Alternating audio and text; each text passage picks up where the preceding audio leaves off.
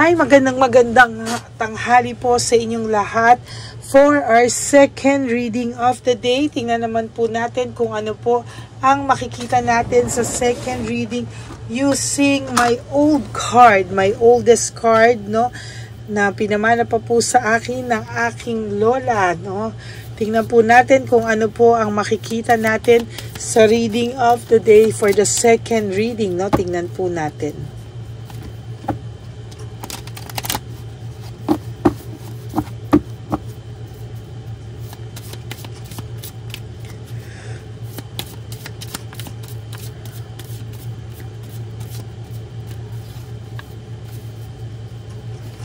Pili po tayo, no? Dito. Ay, wait lang po. Sumabit.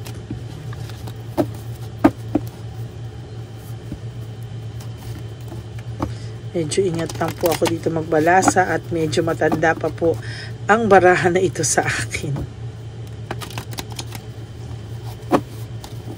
Kita nyo po yung kulay, oh. Talagang luma na po talaga. No? Yan, gumana po talaga. Okay. Pili na po tayo ng 10.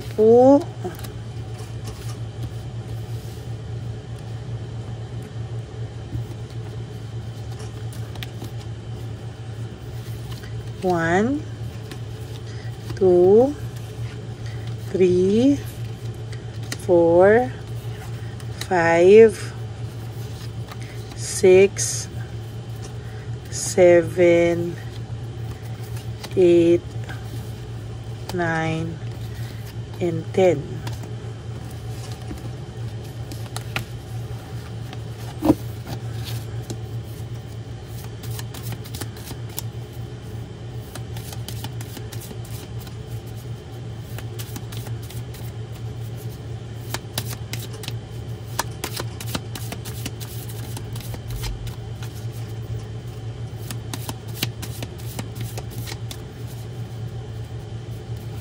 Pili po tayo ng isa pang 10. 1, 2, 3, 4, 5, 6, 7, 8, 9, and 10. Naku, no? Talagang luma na po.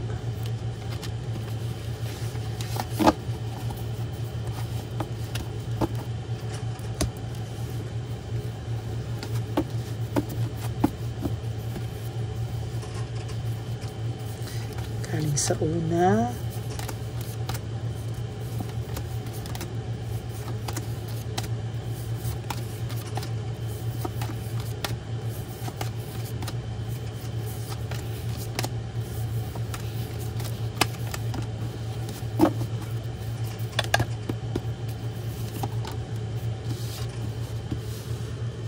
Okay, sa nakikita ko po dito ay trinay niya po naman lahat, no, para maging successful po yung inyong relationship. Nagtino naman po siya nung una, meron po siyang mga successful po yung feeling niya po, no. Ang feeling niya dati is successful naman ang kanyang career, ang kanyang love, yung when it comes to fidelity, maayos po siya, hindi po siya nagloloko nung umpisa, no? Talagang naging maayos na partner naman po siya sa inyo. Pero sa totoo lang po, nung mga sooner or later, talagang nagkaroon po siya talaga ng tukso. Talagang na-take advantage niya po yung iyong kabutihan o yung iyong tiwala, no? Na-take advantage niya po yung tiwala mo sa kanya na ipinagkaloob ng buong buo. Tinake advantage niya po. Siya po ang sumira nang sana ay masaya yung katahanan, no? Masaya po sana kayong namumuhay, successful sa lahat ng inyong pinapasok, sa inyong naging buhay mo. Medyo successful po kayo sa lahat. pero siya po ang sumira nito, no? Parang siya po yung dapat po kayo ay may happy marriage, or happy relationship, tapos prosperous life, no? Masaya po sana kayo, pero ano po ang ginawa niya, no? Parang siya po ang mismong nagtulak na mawala ang sayang ito. Siya po mismo ang nagkasala, no? Siya po mismo ang nanakit sa inyo, siya po ang sumaksak sa iyo. Parang sinira niya po, pinatay niya po yung inyong masayang samahan, no? Nagkaroon po ng matinding disappointment ikaw sa kanya, or nagkaroon ka po ng disappointment dito po sa buhay nyo, no? As a matter of fact, hindi mo na po alam, pero sobrang disappointed po, no?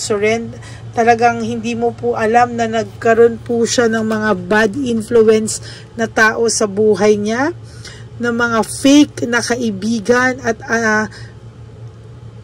mga kalaban, ano? Talagang sinasabi ko po sa inyo na kung akala mo po marami siyang totoong kaibigan, kung akala niya po ngayon ay marami siyang totoong kaibigan, ay sinasabi ko po, no, ay hindi po totoo lahat ng nakapaligid sa kanya. At ganun din po sa iyo, no? Most of the time, natitake advantage din po ang kabutihan mo. Sa totoo lang, no? Talagang natitake advantage din po. Pero wag ka pong mag-alala, no? Marami pong darating sa yung success na success po sa iyo, no? Pero sa kanya po is unlucky events, no? Kung sa iyo ay may saya, may success, sa kanya po may mga darating na unlucky events na hindi niya po inaasahan. No, talaga pong medyo malaki po ang ulo niya, o medyo confident po siya na kahit po anong mangyari ay hindi mo daw po siya matitiis. Kahit daw anong mangyari, talagang sa nakikita mo at nakikita niya, magiging talaga pong ang pakiramdam niya po, no, once na ginusto niyang bumalik sa iyo, makakabalik siya, no? Dati po kayo ay maayos, pati po siya financially maayos kayong dalawa, no? Nagtutulungan kayo. Ngayon siya from rags to from beauty to rug health, no? Parang since maayos, pabagsak, no? Parang sa health nyo biglang nagkasakit. Siya po parang biglang bumagsak, no?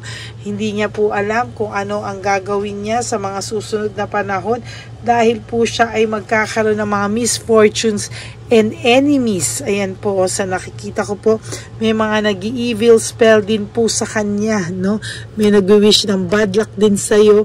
At talagang sinasabi ko po, minsan meron po kayong parang meron pong gusto sa inyo talagang sumira, no? Meron pong tao na talagang nasa gitna nyo at nagagawa ng evil spell sa inyo, no? Sinasabi ko po talaga na you used to have a long, happy relationship, maging masaya po kayo, pero ayan po, no? Hindi niya na po alam what went wrong, no? Talagang dati po kayo ay laging may cheerfulness, may saya, pero ngayon po parang kabaliktaran na po lahat ng nangyayari. And as a matter of fact, hindi mo po alam bakit laging ubos ang pera sa inyo, no? Yung dati po ay maayos na buhay, ngayon po parang sa kanya po parang nawawala siya sa ganyong ayan, no? Nawawala po siya talaga, oh. Parang hindi niya po alam bakit parang palabas lahat ng pera niya, palabas daw lahat, no? Hindi niya po maintindihan. You used to have a happy relationship, pero ngayon po, no, minamalas daw siya. At alam niya po na dahil po sa lahat ng ginawa niya sa iyo, may posibilidad po na isa yan sa factor na ba't binabalikan siya ng tadhana, no? You surrender everything kasi na po, no? Sinurrender mo na po, at yan po ngayon ang nagbibigay sa kanya ng lungkot, no? Meron po ako nakikita dito na pati po mga pamilya nyo po, family quarrel, na damay na po lahat, no? Pati po mga pamilya, no? Kahit pa paano, yung iba kampi sa'yo, iba kampi sa kanya, yung iba pinaplastika, yung iba po talaga, no? Hindi mo po talaga ito matatawaran, ano? talagang winawash off niya po lahat at sobra ka pong nasaktan sa mga tao talaga dito, no? Talagang hindi mo po inakala na pwedeng dumating sa itong heartbreak, suffering, and grief, no? Talagang sakit na sakit ka po sa ginawa niya sa'yo, and somehow hindi mo na po alam ano ang gagawin nyo. Meron pong taong naghihintay sa'yo, meron sa'yong taong naghihintay na gusto ka rin po, no? May taong may gusto sa'yo, naghihintay sa'yo, pero sa kasamaang palad, hindi niya po masabi sa'yo na may gusto siya sa'yo, hindi niya po masabi na may isang tao na wini-wish na sana siya na lang ang mahalin mo, pero wala ka pong magagawa, hindi po, wala ka nararamdaman kahit ano. Why? Number 1, hindi mo po siya gusto. Number 2, nakafocus ka po dito sa person mo. Number 3, hindi ka po naghahanap talaga. Talagang ang gusto mo po is itong person mo talaga. Pero may nagmamahal po sa'yo ng wagas. Hindi mo lang po siya nagpapahalata na mahal ka niya matagal na. Naku, sino kaya yan? Whew. Talagang inagaw po sa'yo. Inagaw po talaga sa'yo, no? Inagaw po sa'yo ang tao o ang person mo talaga ay nawala sa'yo, parang ninakaw, no? Hayaan mo po, no? Sinasabi ko po sa'yo, sa nakikita ko sa energy nila, babalikan po sila ng same energy na ginawa nila sa'yo, no? Somehow, talagang sa nakikita ko po talaga ay, ayan, no? For some of you po, turbulence, no? Turbulence in marriage or in a relationship, para po kayong inipo-ipo, para pong inuga-uga yung marriage nyo or yung relationship nyo. Turbulence, parang sa aeroplano, uuga-uga, ginanon yung aeroplano nyo, parang yung marriage nyo din po or yung relationship nyo po, ginulo rin po, ginanon-ganon din po, no?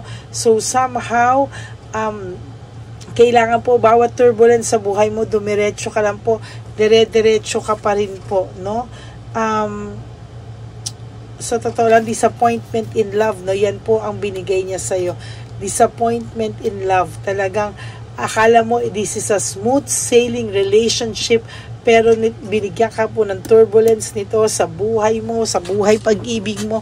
Talagang naalog po yung inyong relasyon, no? Nagkaroon ng matinding dagok at dumadaan sa matinding dagok po ang inyong relationship, no? Talagang hindi po siya maaayos sa lalong madaling panahon at makakaramdam po siya ng matinding pagkalungkot, no?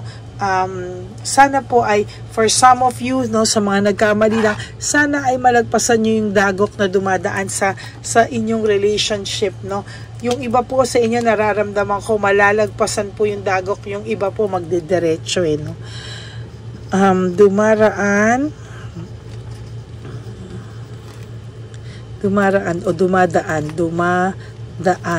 sa matinding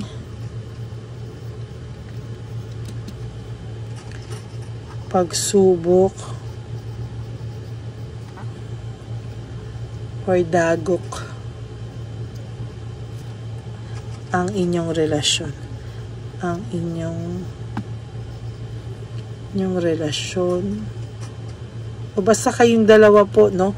Dumadaan po kayong dalawa sa matinding pagsubok, no?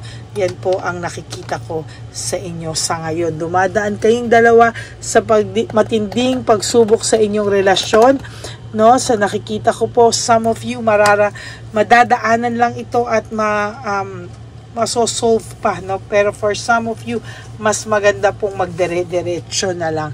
Dun po sa mga narcissist, sorry po, ay sana po ay magising na po kayo, no? Pero sa mga nagkamali lang at tunay naman na nagmahal, I hope na makaresonate po kayo at maayos nyo pa po ito.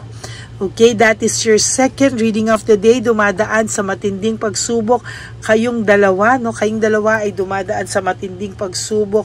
Sana po ay malagpasan nyo po ito. That's it for your second reading. I hope na nakarelate po kayo or nakakuha kayo ng mensahe para sa inyo. And if you do, please give me a like. Sana po lahat ng nanonood sa ating channel ay pakilike naman po ang bawat videos na pinapanood nyo. Alambing ko na po sa inyo yan. And for those of you who would like to have a private reading with me, you can message me po at Ladyly Elena, that's Ladyly Elena. Nasa dulo po yan ng ating video. Diyan nyo lang po ako makukontak. That's my only official and legit FB account. And para po sa inyong lahat, no, sana po ay huwag nyo pong skip yung ads. Tulong nyo na po yan sa ating channel. And for those of you who would like to give me a super thanks for this video, I would really love and appreciate that from the bottom of my heart para naman po ma-enjoy nating ibili yan ng mga loot bags para sa ating mga street elderly lolos and lolas. Maraming salamat po and thank you all for everything. Para po sa aking mga ever solid and loyal Lady Elena friends, family and subscribers, I love you all from the bottom of my heart. Mahal na mahal ko po kayong lahat. And I do really hope na wag po kayong malungkot, no? Lagi ko pong sinasabi sa inyo, just to live one day at a time. Wag po kayong malungkot sa mga susunod na araw. Kayo po ay maging masaya lang. Okay? God bless you all. And sabi ko nga po, life is too short. Don't make it shorter by stressing yourself from all the pains and heartaches na binigay sa iyo na kahapon. Just surrender everything to the divine universe and just let go and let God write your life and love story. I will be back for another set of reading po. Ay sana po ay wag kayong malungkot. Okay? Maraming salamat po sa inyong lahat. And God bless you all from the bottom of my heart.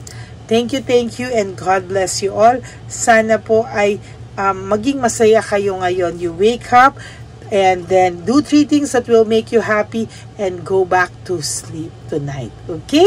I love you all. God bless you. And I will all see you again on my next reading. Bye! Sana po ay wag niyo po skip ulit yung ads, ha? Thank you. I love you. Bye!